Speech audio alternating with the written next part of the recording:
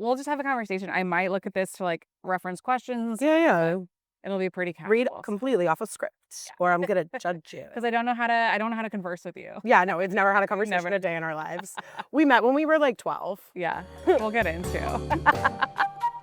Hi, I'm Ellie, and this is Cool Friends. This is a series where I talk to my creative, interesting, and cool people in my network about what they're doing, how they got started, and ask them for advice while I figure it out. So today I have my good friend, Alyssa Reich. Thank you.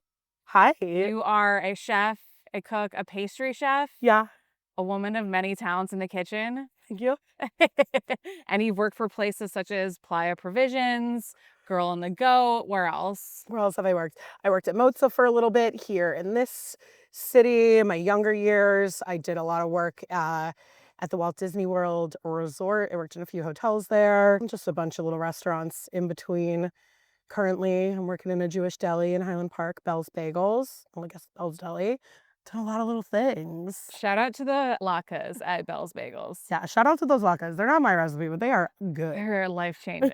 And many of my friends would agree. Well, I'm very glad to hear that they're all coming in. And so we go way back, way back. We actually went to camp together a million years ago, but I think the way that we kind of reconnected in adult life was the best. I was living in Chicago at the time. You were visiting? I came to visit for Riot Fest that weekend, and we came upon each other at Dashboard Confessional. Yes. I just remember at the time I was dating this guy, and it was like very clearly not working out. We needed to break up. But at the time I was like, this is just a rough period, whatever.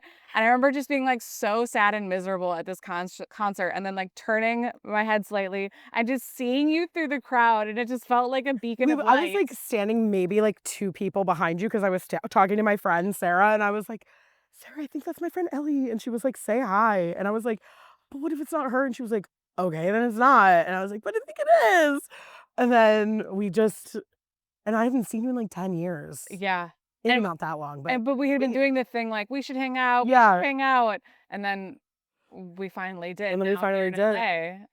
And here we are both in LA. Here we are. And then you've gone and come back. Yeah, I love a bop. I love to bop around. You really do, and I love that about you. Honestly, I'm very envious. Thank you. Of the way that you just go and do. Thank you. It's chaotic sometimes, but chaos is kind of needed sometimes. Mm. Yeah, we've just known each other for so long. I know, it is crazy. It's really wild. Yeah, and I'm so lucky that we've gotten to actually hang out a lot. Yeah, it's been cool. And eat a lot of good food. Yeah, we have done. So let me dive into it. Yeah. How did you get inspired to go into the world of culinary and cooking? So ever since I was a little kid, I really liked cooking. I really liked baking. I have a mom who cooked dinner like every night. She was always in the kitchen. My dad, he was really the baker in our family. When I was in like 8th grade, he had a heart attack, and his doctor told him to like figure out something that like relaxes him. So he started like baking pies, which is really cute. So he would always be baking something, and my mom was always in the kitchen, and I come from a long line of like Jewish women who cook. And I just remember like distinct things like my grandma making her latkes in my aunt's sink, like with her bracelets and rings on, like all of these potatoes she was washing in the sink, and just like always being fascinated and drawn to being in like my familial kitchen. I never really thought of it as a career until I had gone to college. And originally I thought I was going to be like a elementary school teacher. So I like went to college with that in mind. Ended up living in a fraternity house, not really ever going to school, as one does. Not really ever going to school, always like cooking and baking for all of the dudes that I lived with. And when the end of my sophomore year came around, I had like 3 college credits and a long, hard conversation I had to have with myself and my parents. And they were like, you can't stay here. Tallahassee's not it. You have to figure something out. And we all were like, well, I should go to culinary school. Like, this is a passion I have. I'm very good at it. I'm really good with food. My mom said, okay, well, you can go to culinary school. If you want to go to any of the really big culinary schools, you're going to have to take out loans.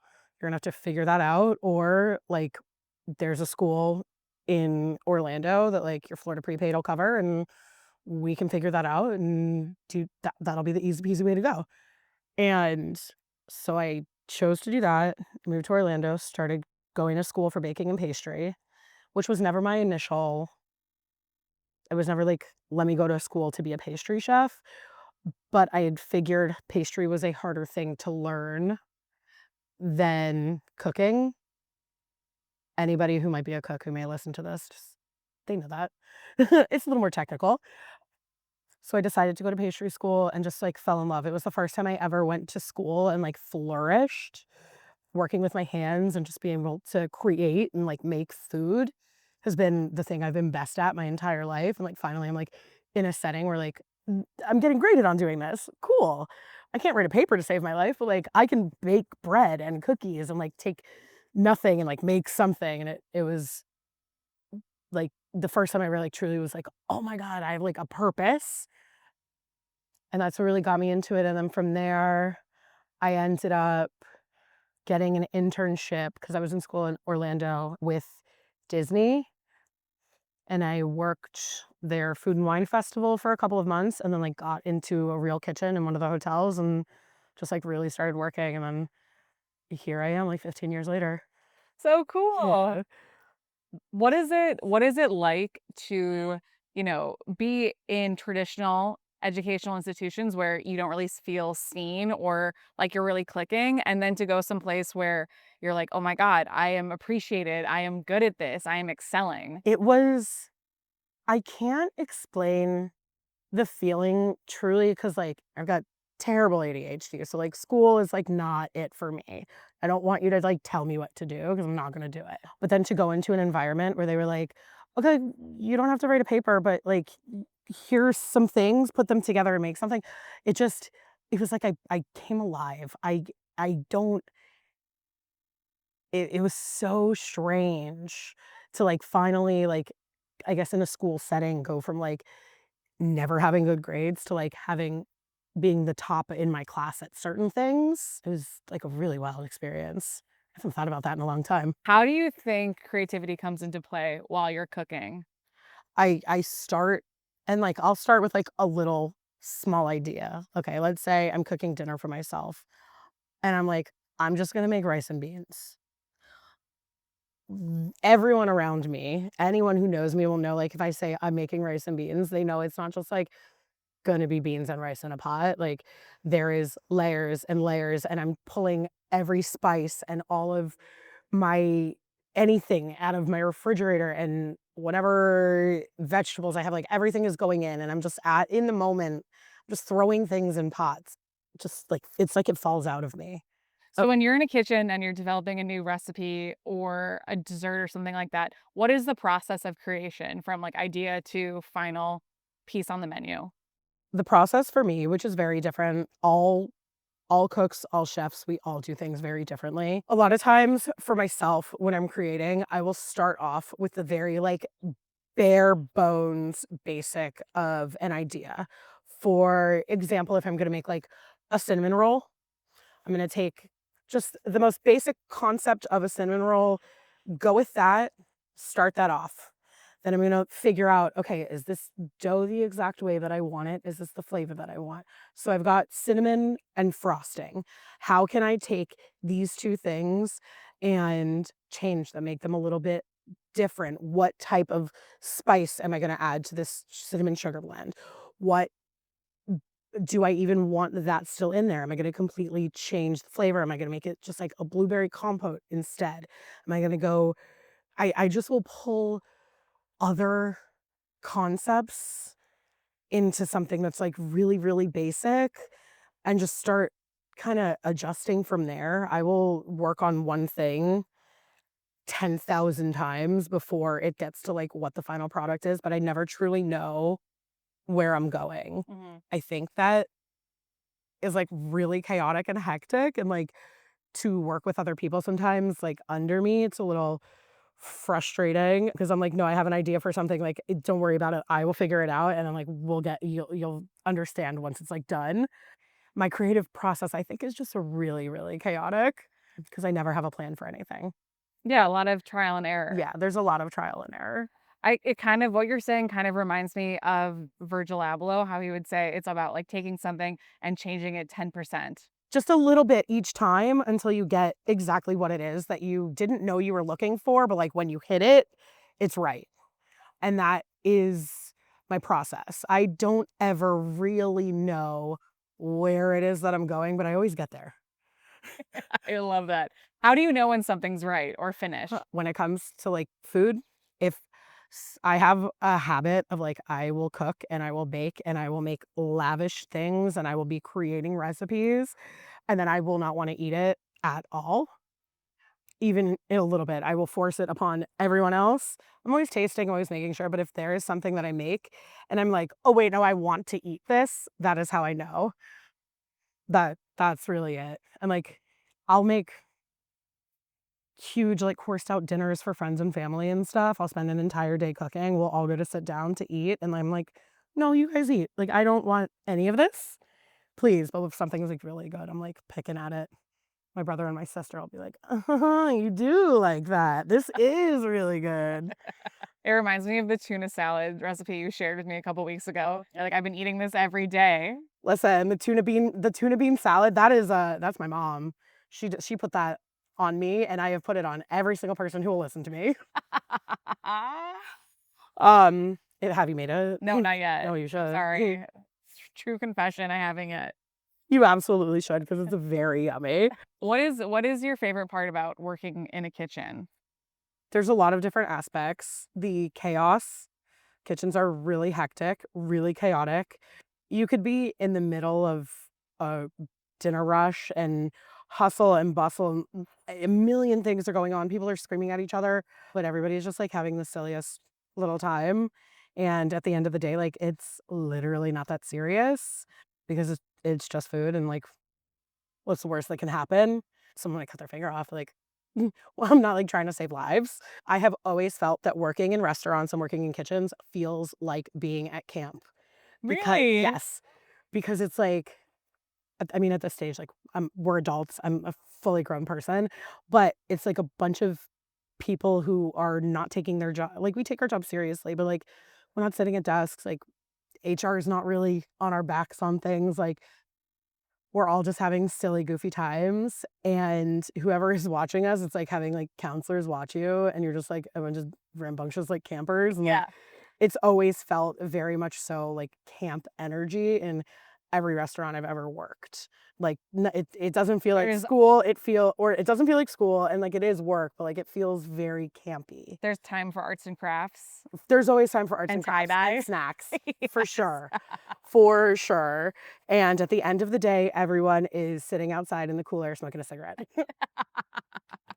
Amazing. Important question. Fuck, marry, kill. Croissants, bagels, and donuts. Okay. Okay. Wow, rude. Oh, hot take. I'm gonna marry a bagel. I'm gonna fuck a donut. I'm gonna kill a croissant. I Okay. feel like that's controversial, yet Yeah. brave. Yeah, it is. This is something, you know what, that I now really truly know about myself. I've worked in a bagel shop for 3 years, and not a day goes by that I'm like, "I don't want a bagel." Like, I'm eating a bagel because it's around, but I'm also eating a bagel because I want it. So I'm Yeah. gonna marry a bagel. Croissants are good. Croissants are delicious. When they're made right, they're absolutely stunning and flaky and buttery, and I love them, but most of the time they are not. And a cheap donut to an expensive donut, like, that's yummy. Yeah. Well, because donuts were so hot for a while. Donuts were having a moment. I'm glad they're really not anymore, but, like, Mm. a Krispy Kreme is forever a Krispy Kreme, and even a mediocre, like, not that fresh Krispy Kreme donut is better than, like, most baseline croissants. Hot take. Hot take. Heard Come it at here me. first. What is some of your favorite spots in LA? My favorite restaurant in all of Los Angeles that anytime someone comes to visit, I take to is Dan Sung Sa in Koreatown.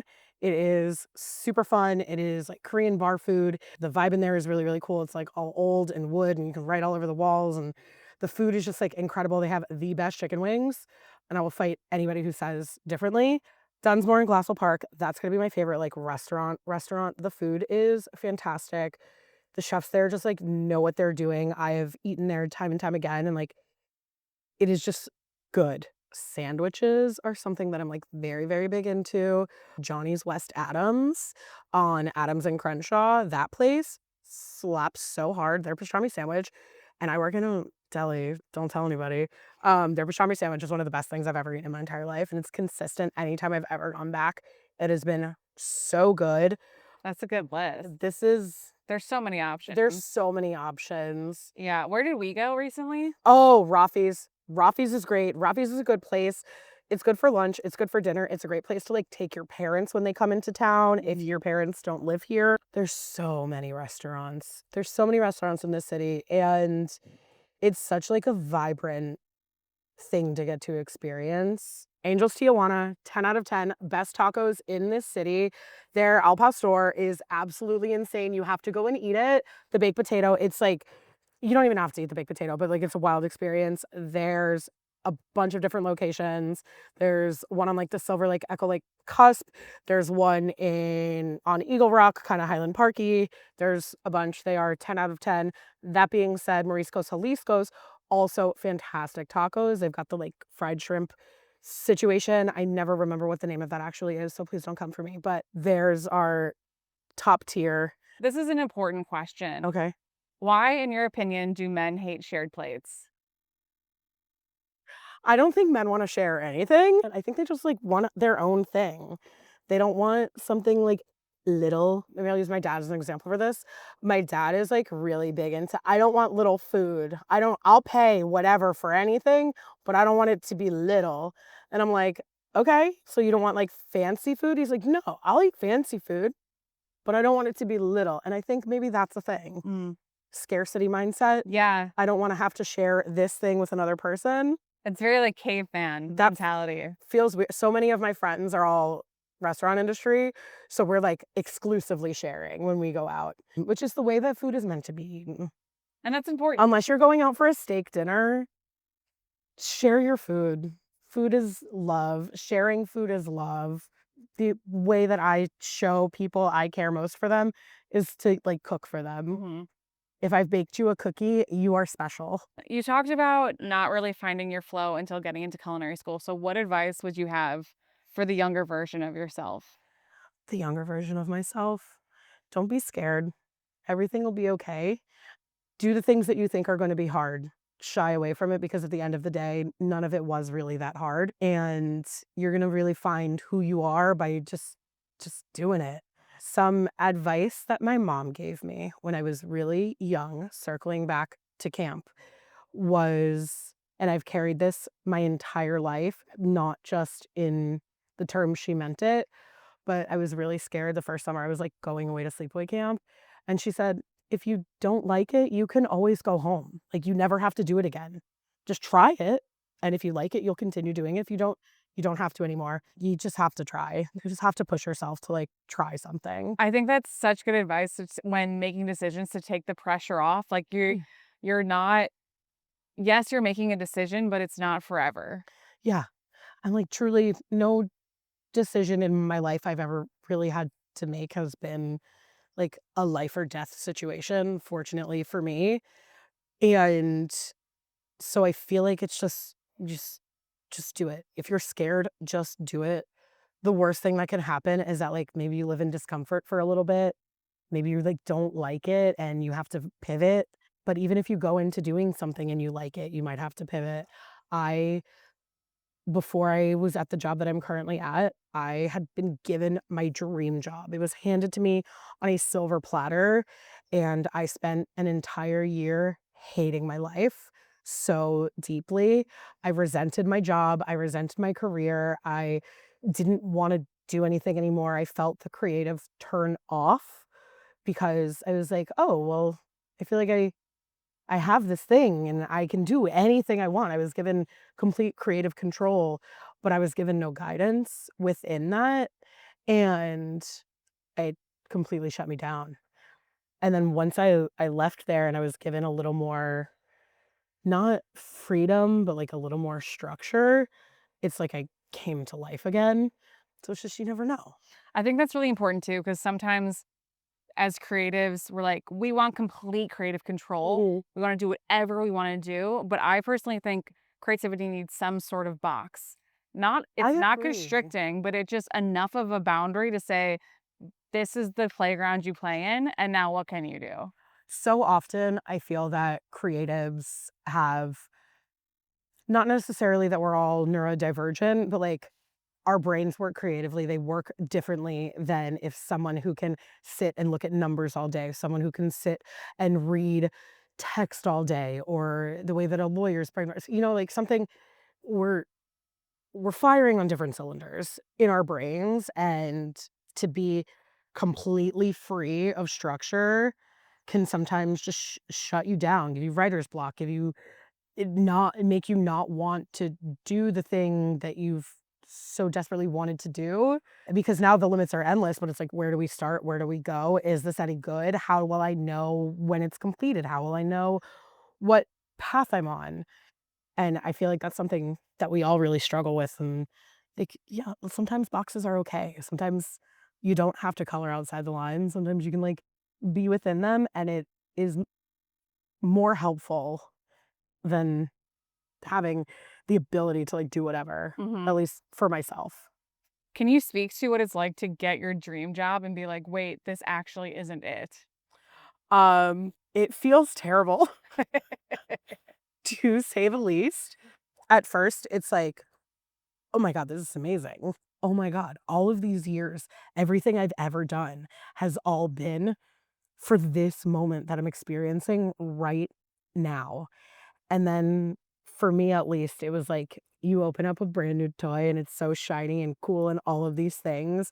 And then you realize that like it came from Timu and it's like really poorly put together, and nothing is really functioning the way that you want it to. And it kind of felt like that for me, at least. It was like, okay, I'm gonna do A, B, C, D, E. And then I started doing all of these things, and nobody was giving me any type of like positive or negative feedback.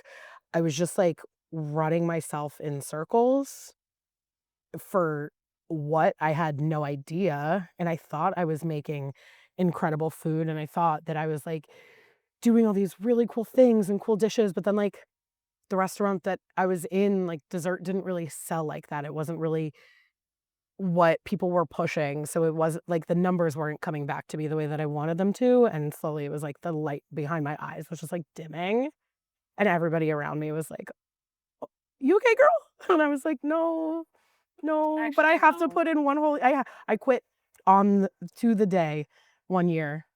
My very last day there, I could not get out fast enough. I was so excited to like leave, and then I went from doing that to a job where I was literally just like slicing bagels and putting cream cheese on it. No responsibility, not a care in the world, and it, like, truly brought me back to life. And then from there, I was given an opportunity to design an entire menu for a deli, and I was able to, like, really crush that. I think because I went through, like, the high, high, low, low, low, low, low, low, low, and, like, I mean, everything ebbs and flows. Creativity, I think, is a never-ending wave of we're in it, we're not. We're in it, we're not. Am I good? Am I bad? Am I good? Like, yeah, it's a lot of second guessing. What do you think the lesson from that experience was? Sometimes you're gonna bite off more than you can chew, but like you're gonna make it out. You might not think it, but like things not to sound cheesy, but like it really does get better. Sometimes you just gotta go through it. Yeah, and it seems like being okay if your path isn't linear. Yeah. It's like really okay if your path isn't linear. I am currently not working in a kitchen at all, which has been the weirdest, I think, part of my path. And I know that like I will go back. I know I'm not like never gonna professionally cook or bake ever again, but it's like not what is sparking joy for me right now. So I'm not doing it. And I think that's okay. I think so too. Yeah. What other things spark joy for you? Nothing. I'm sad. No, I'm just kidding. Since I haven't been completely devoted to being in restaurant work, is nurturing my friendships, really working on my relationships with the people that are like closest to me. That is something that I cherish so deeply. Getting to spend time with people that I love, cooking in a non-professional setting, doing nothing. Doing nothing is Doing nothing is really the best, and I think it's really underrated, and we live in a yeah. capitalistic society that is really putting us down, so it makes you feel like you should be do all the time, but I just like laying in fields outside. I wanna eat some mushrooms and look at the sky. Truly the only thing I ever wanna do, and, like, eat a good sandwich. Amen. Maybe go to a movie. Yeah. Being horizontal. Being being horizontal frogs, and we are told otherwise, so we're, like, in this park watching people run. Don't let big vertical lie to you. Down with big vertical. Yeah, horizontal's where it's at. Oh my god, that's Okay, what is your least favorite food trend? my least favorite food trend. Yeah. 25 fucking dollar salads. Get the fuck away from me with a $25 salad, Los Angeles. Who do you think you are? What do you think this is? What do you think? You're gonna put romaine lettuce and Caesar salad dressing together? And you're gonna charge me $25 because you got fancy breadcrumbs on there? Get out. I'm angry at it. I am so livid about an expensive salad.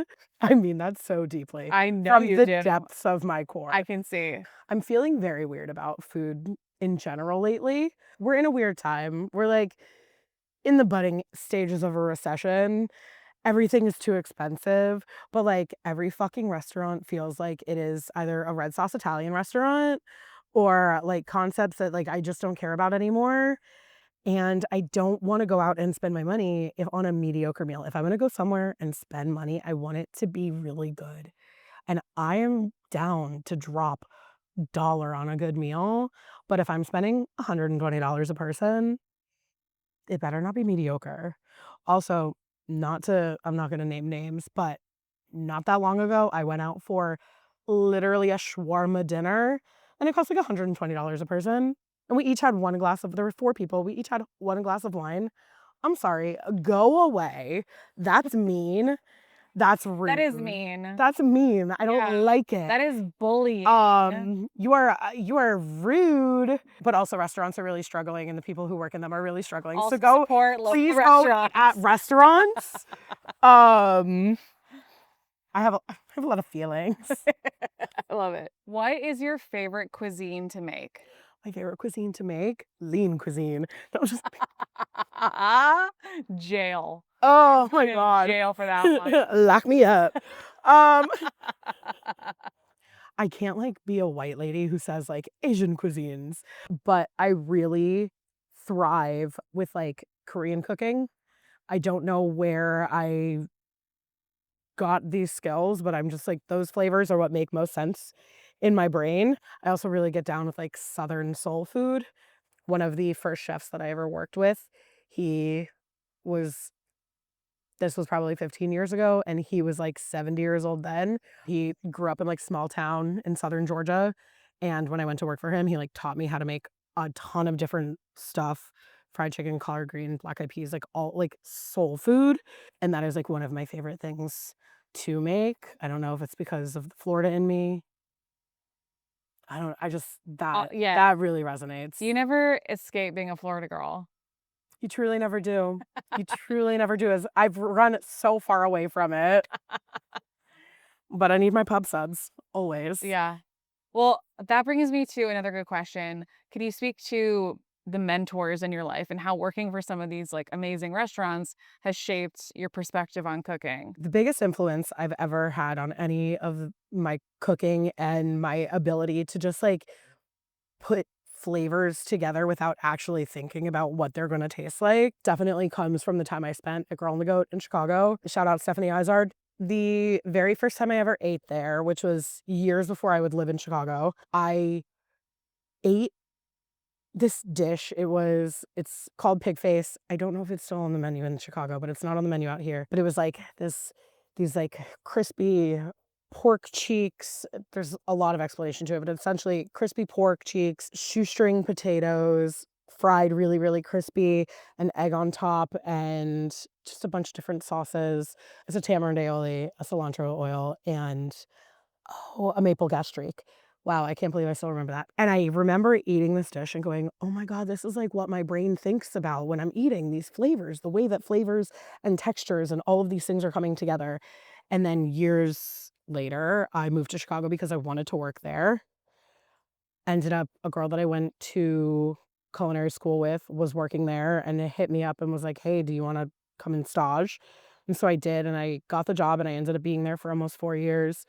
And I think that truly shaped the way my palate works, the way that I view food. She has always been one of my biggest influences, Steph, and all the chefs that I worked with there.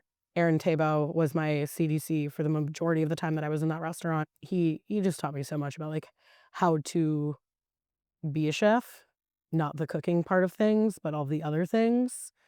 I've had so many influences over the years, but I think the biggest standout has always been Steph. I don't know if she'll ever see this, but if she does, I've told this to her face. So, Amazing. If you're watching, we love you. As you know, I started Cool Friends as a way to do something creative, connect with my community, and kind of like work through this big question mark period of my life in a way that wasn't totally cringy, Mhm. maybe a little cringy, but not totally. You have to embrace the cringe. Yeah, that's what this is all about. You have to embrace the cringe. If you can't, it's all over. True. You haven't even started. Exactly. But my question for everyone who I've interviewed so far is, will you introduce me to your coolest friend and help me keep growing my circle? Well, considering I am the coolest of my friends, no, I'm just kidding. I absolutely will. I do think you already know her, but I would love to get you guys connected. Okay, huge. Yeah. Thank you.